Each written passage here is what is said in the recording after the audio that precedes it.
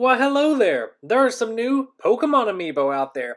So I have picked these up even though the video is a little bit late. If you've watched the channel before, you probably know that I think Pokemon is incredibly underserved when it comes to Amiibo.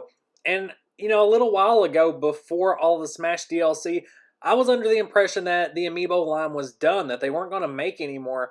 And I still kind of get that impression now, even though, yeah, there are some DLC characters still coming soon. And then we just got the Link amiibo for Link's Awakening remake as well. But having Sword and Shield so soon and no amiibo coming out for the long awaited return of Pokemon to a home console. From a collector's perspective and just a business perspective, I think it makes sense to make a lot of Pokemon amiibo because they will sell out. Now, one thing I did notice about the Squirtle and Ivysaur amiibo was that when I went to GameStop to pick up my Switch Lite, they still had quite a few of these stocked, so people weren't really going out for the Ivysaur and the Squirtle, probably because it has the same Smash functionality as the Pokemon Trainer, as Charizard, which already exists. But all of the snakes were gone, so people are still definitely buying Smash Amiibo. It's just these two weren't as appealing to wider audiences, but if they made some functionality for these in Pokemon Sword and Shield, I think it would push the sales a little bit. So that was just a quick look at all of these in the package. And here they are, magically out of the package, so we can actually get a closer look at some of these really nice detail. The detail on Amiibo and the quality has been increasing. I don't know if any to date has really matched that Mario Odyssey Bowser just because of all the really small, nice touches. But this Pichu here, it's just a really smooth Pokemon. It fits the character model pretty well. Not a whole lot to talk about there. Something that Amiibo have gotten better for is those little invisible stands that a lot of them have. Sometimes they're just stupidly placed where it looks like it's going right up the character's ass. But in this case, it looks like it's propping up the Pikachu, and it has that jumping motion to it, so it's actually not that bad. The same for Squirtle and Ivysaur. The invisible stands don't look awkward, they don't look weird, and they're kind of hidden behind the amiibo in the way that the characters are posed. Now looking here on the Pokemon Trainer, I tried to zoom in a little bit so you can see the fine little details on the pants where it actually does look like denim. And then also on the Pokeball there, it's got like this super glossy touch to it that does make it catch the light and shine in contrast to the rest of the character. Same kind of stuff on Squirtle there. It's got a really great paint job on it.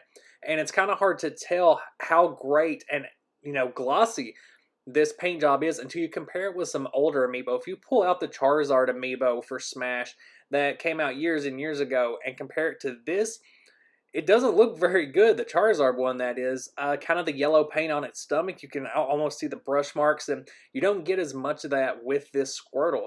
I think that it's really vibrant and pops, and that glossy little overcoat on its shell is super nice. And here's my favorite. This may be one of my favorite amiibos of all time, just because it's a great pose. I love the color composition here. You can see the little details in the petal. The leaves look like they've been cookie cut out, which is kind of cool. And even if you look in the center of the bulb, there's even some really tiny little details in there. Very dynamic pose. You got these vine whips coming out.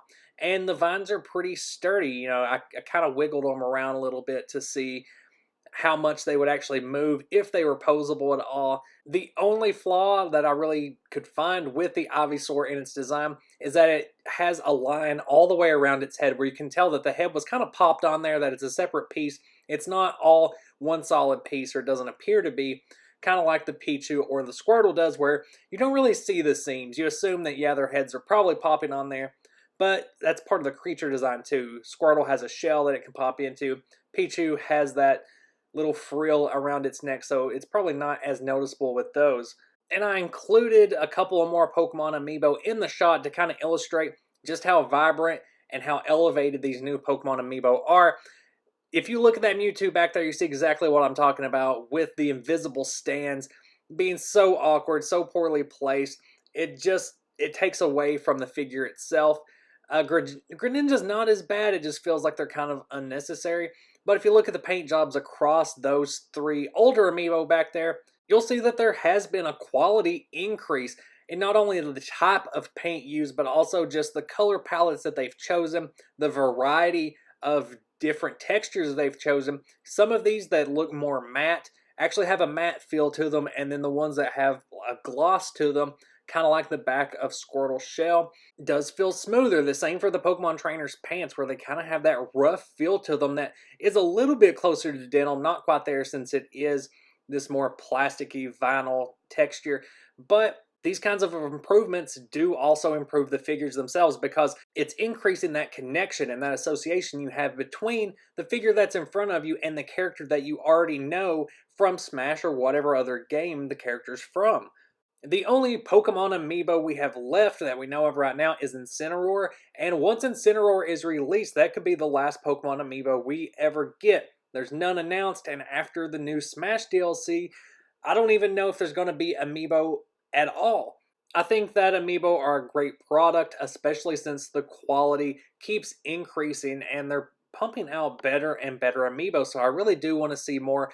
I do think it's a completely lost opportunity not to have Pokemon Amiibo associated with Sword and Shield, or to not even have Amiibo functionality in these upcoming games as far as we know. But I would also love to hear your thoughts down in the comments. Do you think we will get any more Pokemon Amiibo? Do you think that the Amiibo line is dead within Nintendo? After Smash, will we see any Amiibo at all? Let me know down in those comments. Get a discussion going. If you want to follow me on Instagram, you can find me at DrunkShuckle. And just stay tuned for some more merch videos. Got a deck video coming up pretty soon too. So until then, have a good one, guys.